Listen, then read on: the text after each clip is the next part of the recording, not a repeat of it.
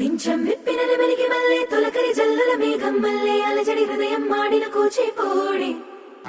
రంగుల దిద్దిన బొమ్మకు మల్లె కవితలు వద్దిన పుస్తకమల్లె సంతోషంలో ముద్దుగా ఈ అమ్మాడి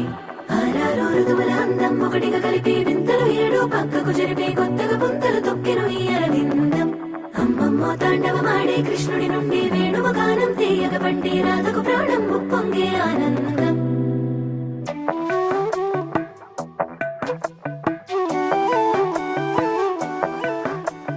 మధురము కదా ప్రతొక నడక